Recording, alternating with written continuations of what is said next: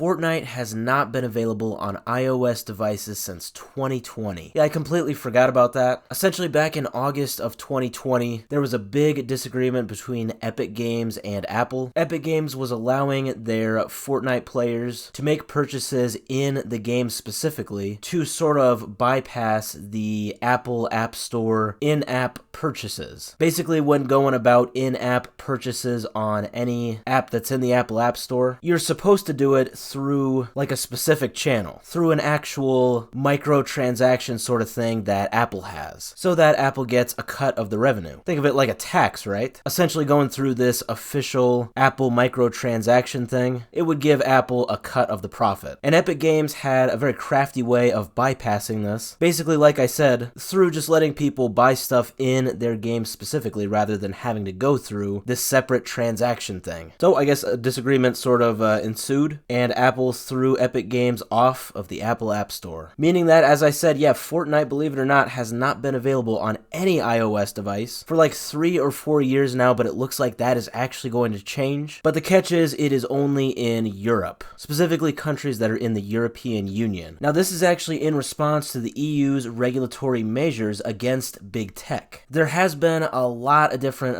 rules and regulations and just overall discussions in courtrooms and authorities and regulators about these specific situations where, you know, the Apple App Store or the Google Play Store, basically how these massive app platforms are taking a big chunk of the profit just for housing these apps. And generally, these new legal regulations have been kind of favored against these big app stores, basically saying, no, it's not okay that they're taking a huge chunk of the profit. So yeah, the EU now has new regulatory measures, and despite now a very bad history between Epic Games and Apple, Epic is now embracing the opportunity to bring Fortnite back to the platform. Now, all the specifics are definitely not available right now, but Epic does state that the Epic Store and Fortnite will be available just sometime later this year, and this is catered to parts of Europe covered by the Digital Markets Act. And I think that the fact that the Epic Games Store is coming to iOS is very significant. Yeah, I know Fortnite is definitely the more popular thing here, and the Epic Games Store